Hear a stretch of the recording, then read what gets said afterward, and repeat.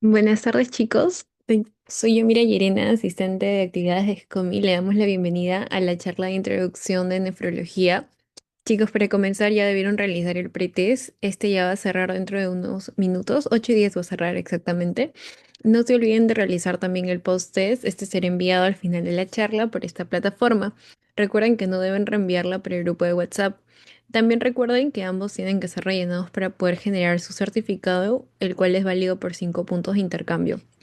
La charla de introducción a nefrología se llevará a cabo por la estudiante Ichel Murillo, quien es alumna del quinto año de Medicina Humana en la USMP, asistente de actividades de SCOMI Sostiene USMP en el 2021 y actualmente asistente de investigación de SCORI y Sostiene USMP en 2024 y actualmente asistente de investigación en SCOMI Sostiene USMP.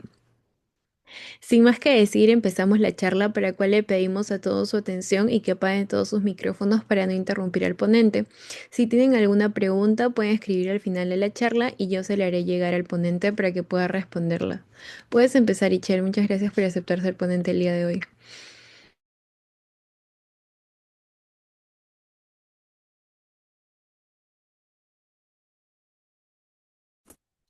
Hola chicos, buenas noches. Bueno, como ya dijo Yomira, gracias Yomira de antemano por la oportunidad.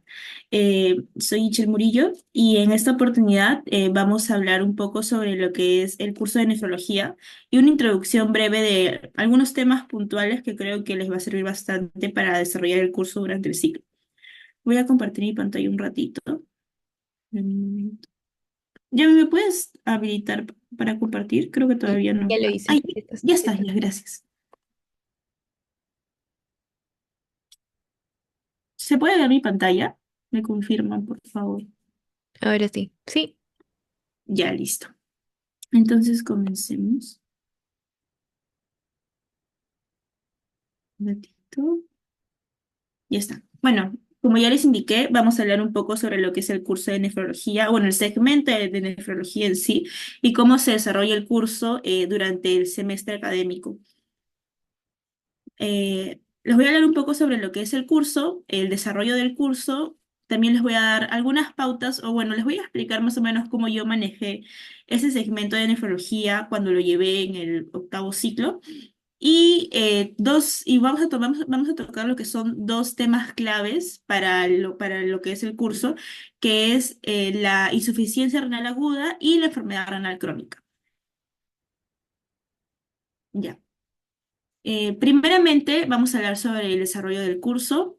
Antes, o sea, cuando yo llevé Medicina 2, porque ahora lo han separado por segmentos según la malla curricular nueva, se llevaba solamente el curso de Medicina 2, donde estaba o sea, estaban las especialidades juntas. Se llevaban por semanas y se llevaba lo que era, o sea, se empezaba con lo que era neumología, que duraba aproximadamente 3 semanas. De ahí se llevaba lo que era cardio. De ahí, cardio y neumo era el examen parcial, o sea, era la primera unidad. Y después de este examen parcial, se llevaba lo que era recién el segmento de nefrología, en conjunto también con lo que es hematología y reumatología. Reumatología era la última especialidad en el curso de medicina 2 que se llevaba. Lo que era solamente nefrología lo llevamos por un lapso de 2 semanas. La primera semana a nosotros se nos cruzó con lo que era el examen parcial de Medicina 2, así que al principio fue como que un poco tedioso empalmar lo que era estudiar tanto, o sea, reforzar los conocimientos que ya teníamos para el parcial y bueno, llevar a cabo, o bueno, a estudiar desde cero o lo que nos enseñaban lo que era nefrología, ¿no? Tengo entendido de que ahora con la nueva malla se va a llevar de manera similar, o sea, no se van a llevar como que todas las especialidades en simultáneo, sino por segmentos. Y me comentaron que por lo menos el ciclo pasado, o sea, los que llevaron en el 2025 uno, ellos llevaron nefrología igual que yo, o sea, solamente en 2 semanas, donde se tomaba lo que era la teoría, las clases teóricas, eran 3 por semana, lunes, miércoles y viernes. Variaba la cantidad de horas por semana, y diré por día, y adicional a ello se lleva lo que es el seminario, lo que son las complementarias, que se lleva de manera presencial en lo que es el centro de simulación. No sé si ustedes ya habrán ido al centro de simulación que se encuentra en la Facultad de Obstetricia, cerca del Rebagliati. Ahí se llevan lo que son las clases de complementarias, que en mi caso, a nosotros nos dividieron en dos grupos porque éramos bastantes, ¿no? Estaba el primer grupo que tenía lo que era complementarias los días lunes y el segundo grupo que tenía complementarias los días viernes, ¿no? Todo en el lapso de 8 a 12 del día, pero a veces duraba menos. Dependía bastante del doctor con el que te tocaba, ¿no? Con respecto al temario, a ver, un ratito, acá me está tocando eso ya. Con respecto al temario, como ya les comenté, el segmento de nefrología se lleva en 2 semanas, donde, por ejemplo, en la primera semana, bueno, en mi caso fue semana 9, llevamos lo que era la insuficiencia renal aguda, la terapia de sustitución renal. Ahí más o menos te hablan todo lo que es diálisis y hemodiálisis. De ahí se llevaba el tema de alteraciones del equilibrio hidroelectrolítico, nefropatía diabética, insuficiencia renal crónica, bueno, lo que es enfermedad renal crónica, porque está mal dicho insuficiencia renal crónica, y síndrome nefrótico y nefrítico. Todo eso eran los temas de la primera semana. Y de la última semana del segmento de nefro se veía lo que era nefropatías y enfermedades sistémicas, COVID-19 y riñón, infecciones urinarias agudas y crónicas, uropatía obstructiva, litiasis, neoplasias y tuberculosis renal, todo enfocado al riñón. Como ya les había comentado, la estructura del curso es básicamente teorías virtuales 3 veces por semana. A nosotros nos los manejaron lunes, miércoles y viernes, de tres hasta las 4:30 aproximadamente. Los miércoles eran menos, solamente era 1 hora, pero solamente se veía un solo tema. Bueno, un solo tema hasta 2 temas, dependiendo si el tema era muy extenso o no. Las prácticas son en los hospitales. A mí, por ejemplo, en lo que era Medicina 2, yo lo roté en lo que era el Hospital Loaiza. No me acuerdo el nombre de mi doctor exactamente, pero se apellida Vizcarra, ya me acordé. El doctor Vizcarra, él la verdad es muy buen doctor. O sea, él acostumbra a dejar tarea extra aparte de lo que se tiene que subir en el aula virtual. Más que todo manda artículos, manda guías, porque en Medicina 2 ven bastante lo que es guías, guías de manejo, porque aquí ya aplican lo que es diagnóstico y tratamiento. Nos mandaba bastante lo que eran las guías y al día siguiente que íbamos a la rotación nos preguntaba o nos hacía examen. Él era muy así, o sea, buscaba que nosotros aprendiéramos bien los conceptos, ¿no? Pero con respecto al tema de las prácticas, al principio sí como que más se centraba solamente en sus tareas extras, más no nos dejaba ir mucho con pacientes, ¿no? Y eso era algo que, o sea, a nosotros nos perjudicaba porque la idea de ir al hospital era más que todo poder examinar pacientes, ¿no? Y ya al final del ciclo, ya, o sea, más o menos como para nefro, terminando nefro ya nos comenzó a llevar a ver pacientes y todo ello. Pero la verdad que fuera de ese caso, el doctor explica muy bien, tiene paciencia para enseñar y sí, o sea, si quieren aprender bien, el doctor enseña muy bien. Así que sí les recomendaría solamente por ese lado llevarlo con ese doctor. Y bueno, el tema de las complementarias que se lleva 1 vez por semana. En mi caso se dividió por grupos, como ya les comenté. A mí me tocó, por ejemplo, el último grupo, que era el de los viernes, y se lleva en el centro de simulación cerca del Rebagliati, ¿no? Donde ahí básicamente lo que hay es revisión de caso clínico y también revisión de la revista de revista. En mi caso, sí o sí se exponía lo que era el caso clínico de manera presencial con mi doctor. Él elegía por sorteo el grupo que salía. No salían, hay algunos doctores que me dijeron, o sea, a mí me comentaron que habían doctores que sí hacía que todos los grupos salieran a exponer el caso clínico.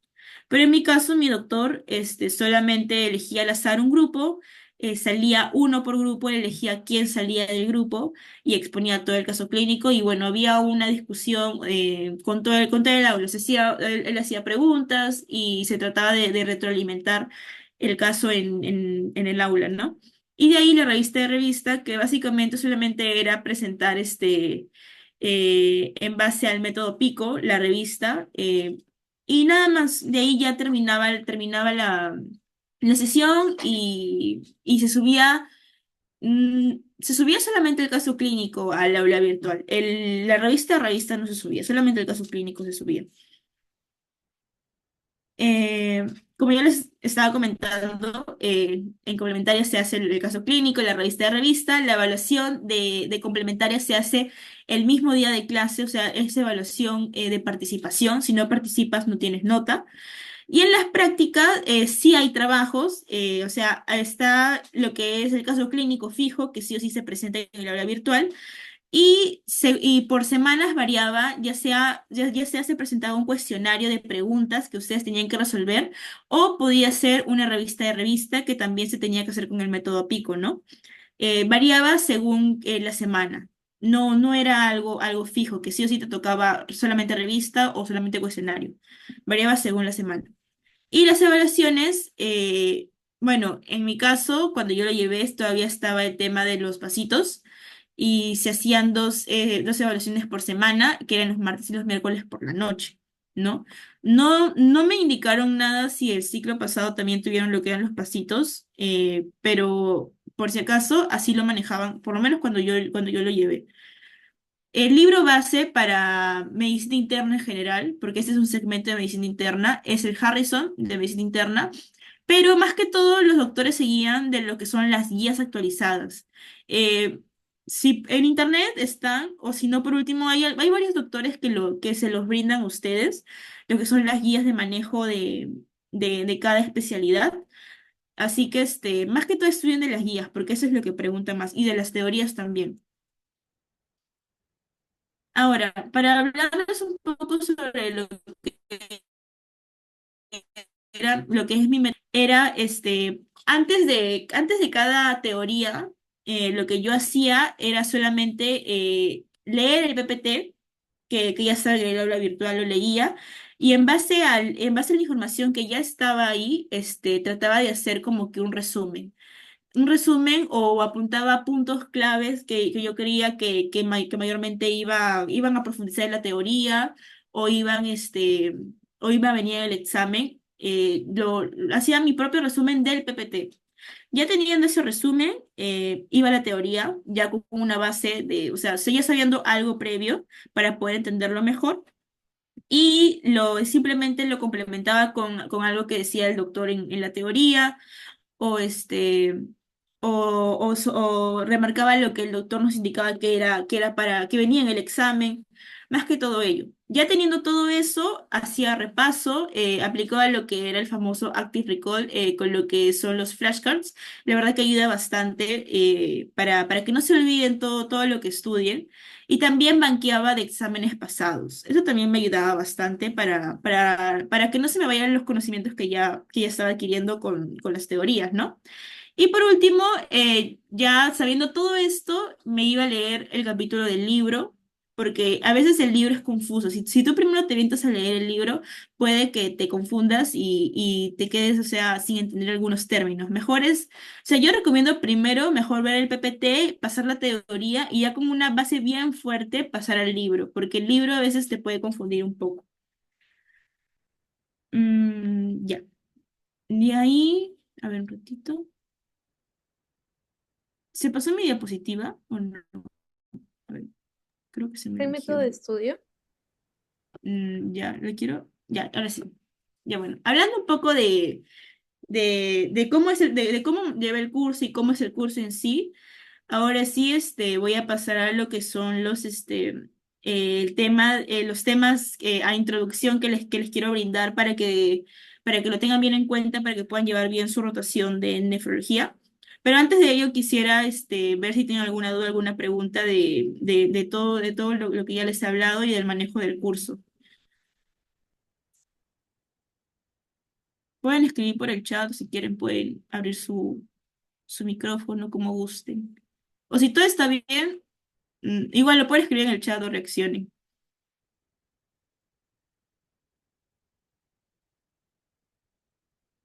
Mm, Bueno, por lo que veo no hay preguntas. Así que voy a... Ahí, todo está bien. Perfecto, ya veo sus corazoncitos. Ya. Entonces, vamos ahora a hablar un poco sobre el primer tema que les quiero introducir un poco sobre lo que es la insuficiencia renal aguda o la injuria renal aguda, también conocida, ¿no? Eh, ya. Nosotros vamos a hablar de una enfermedad, de una insuficiencia renal aguda cuando hay una disfunción del filtrado glomerular de manera súbita. Nosotros sabemos de que el riñón tiene funciones importantes y una de sus funciones más importantes es la filtración glomerular para que pueda excretar todos los desechos que son nocivos para el organismo, ¿no? Cuando hay una pérdida súbita de un momento a otro sin ninguna causa aparente de esta función, vamos a hablar de una insuficiencia renal aguda. Y nosotros, como médicos, ¿cómo nos damos cuenta? Mediante el valor de creatinina. Si tu paciente presenta un valor de creatinina mayor o igual a 0,3 miligramos sobre decilitros en un rango de 48 horas, ya es una clara sospecha de que tu paciente puede tener una injuria renal aguda. Y bueno, ese es el más importante porque también tenemos otros parámetros como lo que es la creatinina mayor o igual a 1,5 veces al valor previo tomado en un rango de 7 días o cuando el paciente también presenta un volumen urinario menor a 0,5. Esta injuria renal aguda se va a clasificar, o sea, se va a clasificar según el AKI, que es el que mayormente se usa. Eh, y este nos va a indicar que hay tres estadios. Ay, un ratito, voy a poner mi puntero mejor. Este nos indica que hay tres estadios de la injuria renal aguda. Y en base al estadio en el que se encuentra el paciente, el tratamiento va a variar. No va a ser el mismo. Vamos a hablar de una injuria renal aguda estadio uno cuando, o sea, siempre tengan en cuenta que el volumen urinario para cualquier estadio siempre va a ser menor a 0,5 miligramos por kilo por hora. Pero lo que va a variar va a ser el nivel de creatinina sérica. En el estadio uno vamos a tener una creatinina mayor o igual a 0,3 con una creatinina basal de 1,5 a 1,9 elevado en el rango de 7 días, ¿no? En un estadio 2 va a variar esta creatinina sérica, ya va a ser con un aumento de 2 a 2,9 a su valor basal, y en el estadio 3 ya la creatinina va a ser mayor o igual a 3 el aumento en un rango de 7 días. Ahora, es importante mencionar que cuando ya tu paciente tiene una creatinina mayor o igual a 4, es indispensable que actúes de inmediato y lo mandes a terapia de sustitución, o sea, a diálisis. Porque ya su función renal, o sea, su filtrado glomerular ya es paupérrimo, o sea, solamente va a retener los desechos y eso puede ser nocivo para el paciente y se puede complicar. Así que cuando ya el paciente tiene una creatinina de 4, sí o sí se hace diálisis. De ahí hablemos un poco de lo que son las causas. La causa más frecuente del por qué se da esta injuria renal aguda es por la presencia de necrosis tubular aguda. Esa es la causa más frecuente, ténganlo en cuenta. Ya en un ratito les voy a explicar específicamente qué es la necrosis tubular y y cómo se causa, porque también adicional a ello también se puede causar por una causa prerrenal o por una reagudización de una enfermedad renal crónica o por una neuropatía obstructiva. Pero la más frecuente de estas cuatro, como ya les dije, es la necrosis tubular aguda. La etiología se va a clasificar en tres. Y esta va a variar según la manera en cómo se presente, o sea, el desencadenante para que se presente esta enfermedad, ¿no? Tenemos la etiología prerrenal, que básicamente va a ser por una alteración del flujo sanguíneo a nivel del riñón. Se va a observar lo que es una disminución del volumen circulante efectivo, y esto va a ser causado por una oclusión arterial o la estenosis de una arteria renal, ¿no? Por ende, también se va a desarrollar lo que es un síndrome cardiorrenal y mayormente o sea, este síndrome cardiorrenal, o sea, esta etiología prerenal se va a dar por un consumo excesivo de lo que son AINES, ARA2 o IECAS. Esos son algunos predisponentes para que se pueda dar lo que es la etiología prerrenal. Acuérdense, prerrenal es igual a alteración de flujo sanguíneo. Eso ténganlo en cuenta.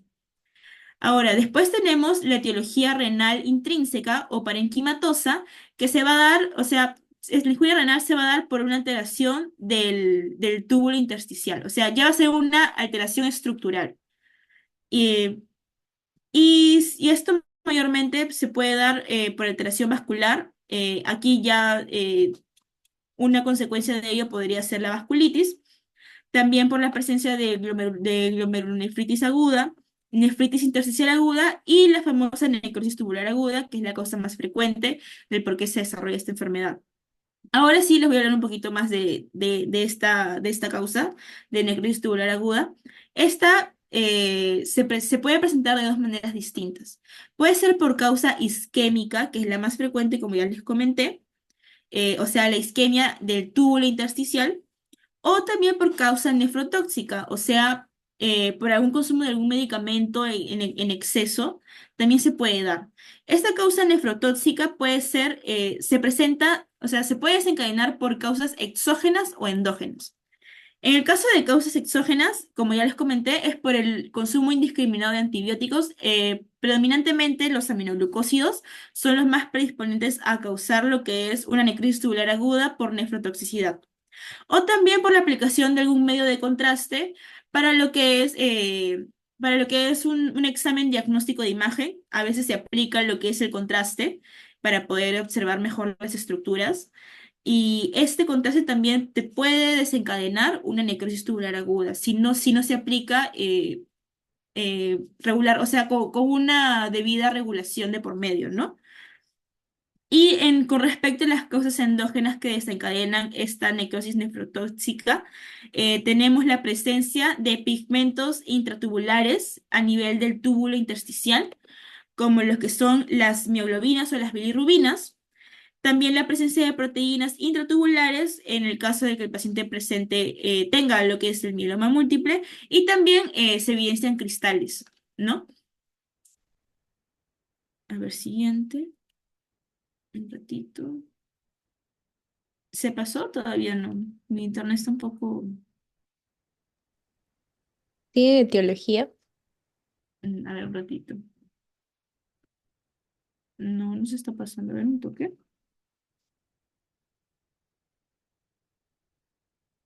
Mm. No. Igual que no se pase, porque me olvidé de comentarles la última etiología. Me acabo de dar cuenta. Ya, pero esa es cortita. La última etiología es la posrenal u obstructiva. Es por causa de obstrucción. Ya sea intra o extrarrenal, por la presencia de alguna neuropatía obstructiva, alguna litiasis o algún tumor. Así que acuérdense, prerrenal es por alteración de flujo sanguíneo en el riñón, renal intrínseca es por alteración estructural del túbulo y posrenal es por causa obstructiva. Eso es lo que va a diferenciar cada etiología. Ya, ahora sí, voy a pasar un ratito.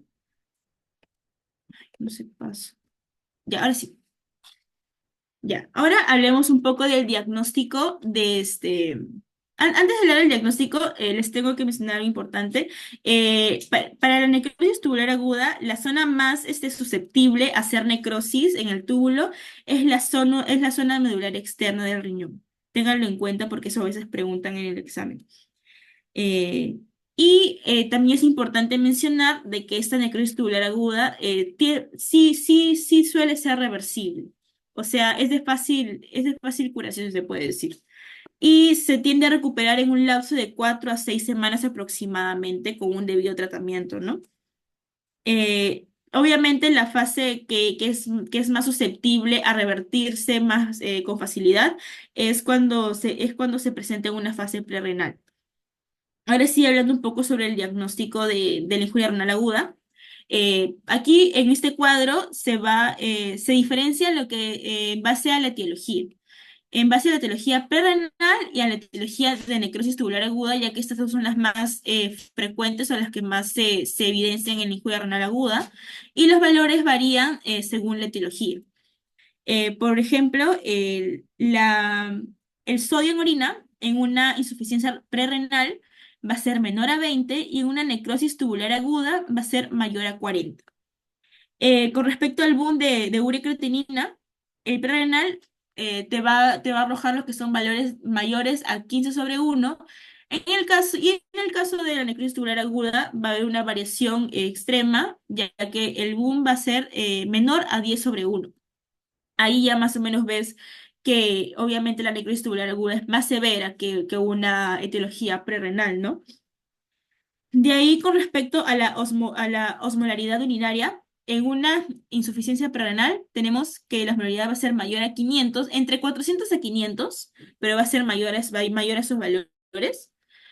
Y en una necrosis tubular aguda va a ser menor de 400 a 350. Si es menor a este número, ya hablamos de una necrosis tubular aguda. De ahí es importante también que tengan en cuenta la excreción fraccionaria de sodio, ya que esto preguntan bastante en el examen, igual creo que en el test les he puesto esa pregunta. Y aparte de que esto te va a diferenciar con mayor exactitud la etiología. Si tienes una excreción fraccionaria de sodio menor a 1%, vamos a hablar de que el paciente tiene una insuficiencia renal aguda por causa prerrenal, por etiología prerrenal. Mientras que si este valor es mayor a 1%, ya te indica de que el paciente presenta lo que es una necrosis tubular aguda y por eso está desarrollando esa insuficiencia renal aguda, ¿no?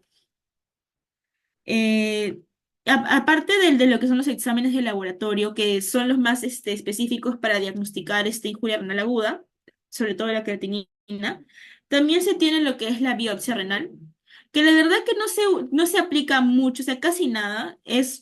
Mayormente se aplica para casos en donde no sabes la causa exacta del por qué se está dando la injuria renal, o sea, para causas idiopáticas. Y también para descartar lo que es, o sea, lo que son las enfermedades autoinmunes como lo que es lupus, o también si este injuria renal es causado por una glomerulonefritis de fondo, ¿no? O una vasculitis. Eh, y también se aplica la biopsia renal en el caso de que la necrosis tubular aguda, ya con un tratamiento de por medio, no se ha revertido en un lapso de 6 meses. Ya ahí puedes aplicar la biopsia renal para descartar alguna otra causa, ¿no? Ahora, con respecto al tratamiento, como ya les había indicado, va a variar dependiendo al estadio y la etiología que desencadene esta injuria. Por ejemplo, si la injuria renal aguda es de etiología prerrenal, básicamente lo único que tienes que hacer es corregir el desencadenante que está causando esta injuria. O sea, que en este caso sería controlar lo que es el flujo sanguíneo, ¿no? Y esto lo vas a hacer mediante la expansión del volumen intravascular y tener una buena perfusión. ¿No? Para que pueda permitir que la tasa bueno, que la filtración glomerular se revierta y pueda continuar trabajando de manera normal. Y también en algunos casos se pueden usar lo que son los cristaloides. Y de ahí tenemos el tratamiento dialítico, que como ya les comenté, se aplica mayormente cuando ya el paciente está en un estadio 3 con una creatinina de 4 mayor a 4. Y es importante tener en cuenta de que la diálisis en general, o sea, el tratamiento de terapia de sustitución renal, siempre tiene que ser individualizado. No se puede generalizar a todos los pacientes, ya que cada paciente tiene requerimientos distintos, ¿no? Y también se aplica en el caso de que si ya se ha tratado de ayudar al paciente con cualquier otro tratamiento y a pesar de ello, si injuria renal aguda no se revierte, ahí ya puedes también hacer pase a lo que es la diálisis, ¿no? Eso sería todo con respecto a la injuria renal aguda, la enfermedad renal aguda. No sé si tienen alguna duda, alguna pregunta antes de pasar a la enfermedad renal crónica, para ya cerrar esta ponencia. Con esto cerramos. Es cortito igual, no es muy largo. Igual si todo está bien así como están reaccionando con el corazoncito, pueden seguir reaccionando. Sí, está todo claro,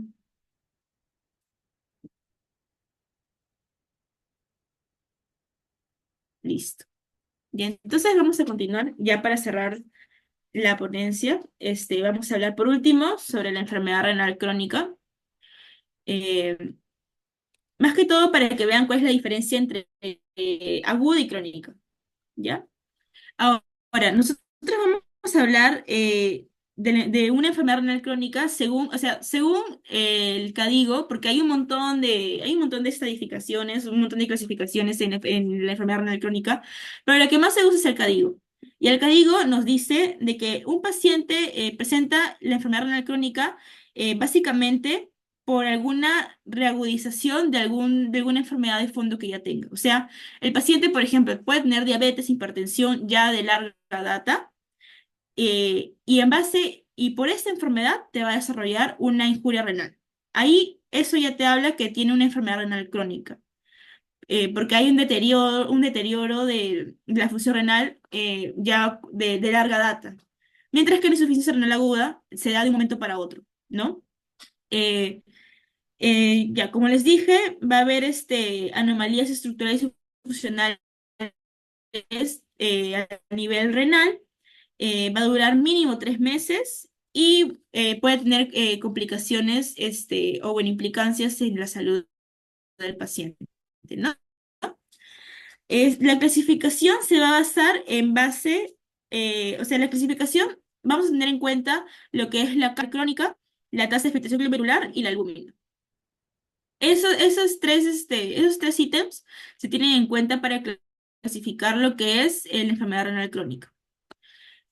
Por ejemplo, acá tenemos lo que es el cuadrito de clasificación, donde solamente se toma en cuenta lo que es la tasa de filtración glomerular, por este lado, que se clasifica en 5 grupos, donde el grupo 3, el G3, se subdivide en A y B.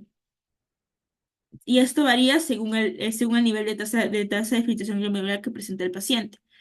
Y también se dosa lo que es la albúmina, y se clasifica en 3 grupos: el A1, donde es normal o hay un aumento leve de la albúmina cuando los valores son menores a 30; el A2, cuando ya presenta un aumento moderado de la albúmina en un rango de 30 a 299; y un A3, que es el rango ya más crítico, cuando ya el aumento de la albúmina es grave y sus valores son mayores a 300, ¿no?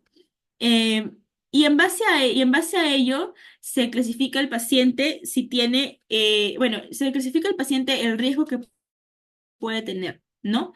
Si el paciente, por ejemplo, tiene una tasa de filtración glomerular entre 90 a 89 y una albúmina menor a 30, el riesgo del paciente de desarrollar una enfermedad renal crónica, o si ya la tiene, o sea, te indica que ya está estable, es muy bajo, la verdad, es muy bajo el riesgo.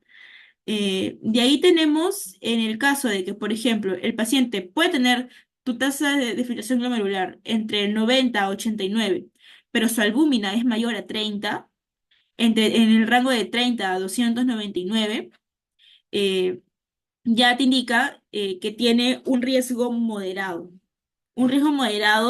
de desencadenar enfermedad renal crónica, y es indispensable que pueda manejar aquellas etiologías que puedan desarrollar con mayor rapidez este cuadro, ¿no? También en el caso que el paciente tenga, o sea, tenga, por ejemplo, su albúmina normal, menor a 30, pero una tasa de filtración glomerular de 45 a 59, también entra en este rango de un paciente con riesgo moderado. Ahora, en el caso que, por ejemplo, el paciente puede tener la tasa de filtración glomerular en el rango de 90 a 89, pero su albúmina es mayor a 300, o, por ejemplo, su tasa de filtración glomerular va entre 45 a 59, pero su rango de albúmina va entre 30 a 299, ya se considera el paciente con un riesgo alto, ¿no? Y es indispensable de que este paciente acuda con un nefrólogo por lo menos dos veces por año, de 2 a 3 veces por año, para que pueda hacer un seguimiento más riguroso y ver, y no esperar a que el paciente desarrolle una enfermedad renal crónica súbita, o sea, ya con la necesidad de realizar lo que es el trasplante de riñón, ¿no? Porque ya no tiene otro medio para poder mejorar su estado renal. Y bueno, ya en el caso de que el paciente te presente solamente una tasa de filtración glomerular de 15 para, no, de 29 para abajo, este, Menor a 15 es peor todavía, ya te indica que el paciente tiene una falla renal y el único tratamiento disponible para ese tipo de pacientes es trasplante de riñón. No hay otro método que lo pueda ayudar.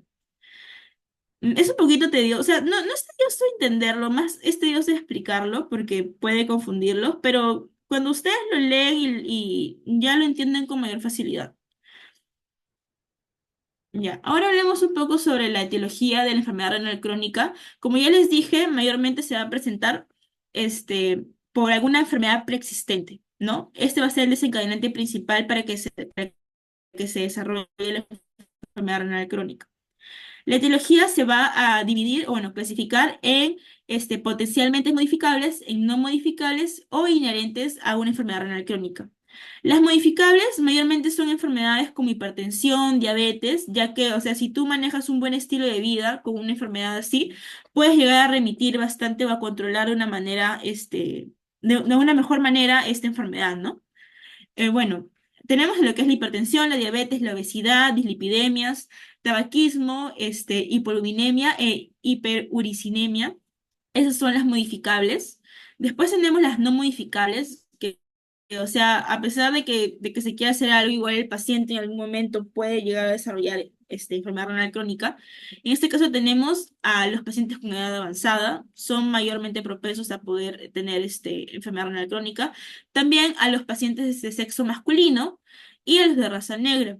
Y también a aquellos pacientes que han nacido con bajo peso al nacer.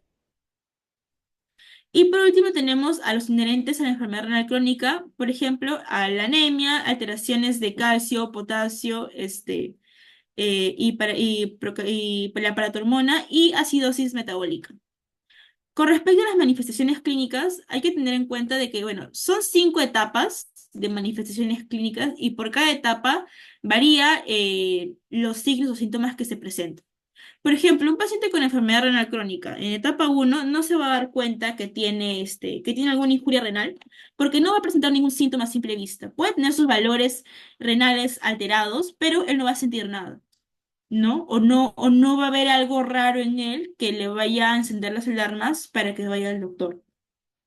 En la etapa 2 también es muy complicado o muy poco frecuente que el paciente se dé cuenta de que tiene una enfermedad renal crónica o alguna injuria renal en general, pero ya a nivel de, por ejemplo, los exámenes de orina, ya te presenta lo que es una proteinuria y ya tiene una enfermedad preexistente o desencadenante como lo que es la hipertensión, por ejemplo, ¿no?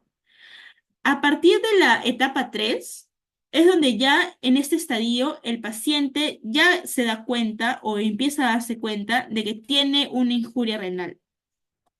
Presenta, bueno, y debuta básicamente con lo que es anemia, o también puede presentar lo que son enfermedades óseas prematuras, ¿no? Hay un aumento de la paratormona, del calcio también, el fósforo. Después, en el estadio 4 ya es más severo, ya hay una hipocalcemia en el paciente, hay un aumento en el PCR, y por último, en la etapa 5 que ya es la etapa más fuerte, si se puede decir, el paciente presenta lo que es una acidosis metabólica en algunos casos, ¿no? Ya, un ratito voy a pasar la diapo. Ay, a veces se me...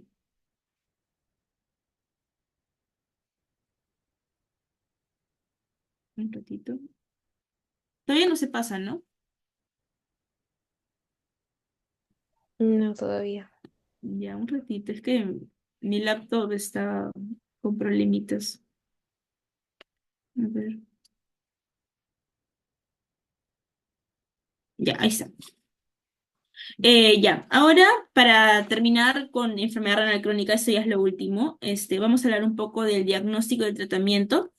En el diagnóstico, el examen más, con mayor especificidad.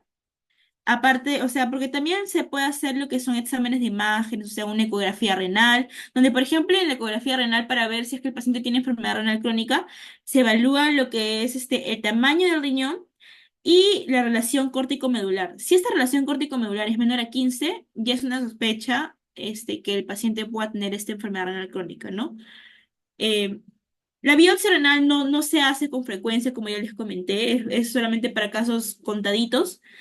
Eh, También se hace lo que es el examen de orina, pero en base a este examen de orina, por ejemplo, podemos sacar lo que es la tasa de filtración glomerular, que es el examen más específico que te indica si ya tienes una enfermedad renal crónica, ¿no? Aquí ya les he puesto una de las fórmulas, porque hay varias fórmulas, pero esa es la que más se usa. No es necesario que se la aprendan, solamente tampoco se las voy a mencionar a detalle, pero para que la tengan en cuenta. Y la tasa de filtración glomerular es, como ya les comenté, es la prueba más específica que te indica si tu paciente está con una enfermedad renal crónica o no. Este, pero no se puede emplear o sea, no se puede emplear este examen en ciertos casos. Por ejemplo, si tu paciente es fumador o consume, o tiene una dieta alta en proteína, o tiene enfermedades como cáncer o falla cardíaca, no es recomendable guiarse netamente de la tasa de filtración glomerular, ya que los valores, sobre todo de creatinina, puede variar y ya su especificidad va a ser baja, ¿no? Porque, o sea, ya no vamos a tener con exactitud el estado del riñón del paciente, porque ya va a haber esta interferencia de por medio, ¿no? Ese es el examen el más específico, el que mayormente se recomienda. ¿No? Como ya les había dicho, la tasa de filtración glomerular, por ejemplo, en una enfermedad renal crónica controlada, de un paciente controlado, te va a presentar la tasa de filtración glomerular menor a 4. En el caso de que no esté controlado, su tasa de filtración glomerular va a estar mayor a este valor, o puede ir incrementando en un 30% en 4 meses sin ninguna explicación de por medio.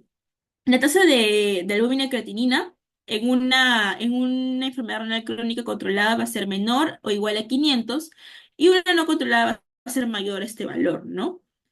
En el caso de los pacientes diabéticos, esta relación albúmina-creatinina, eh, por ejemplo, si el paciente tiene una enfermedad renal crónica controlada, su valor va a ser menor o igual a 300, y en el caso que no sea controlada, este valor obviamente va a ser mayor, ¿no? Es importante que tengan en cuenta esto para que puedan ver si su paciente está teniendo un buen control de su enfermedad renal crónica. Y por último, el tratamiento básicamente es un cambio de estilo de vida.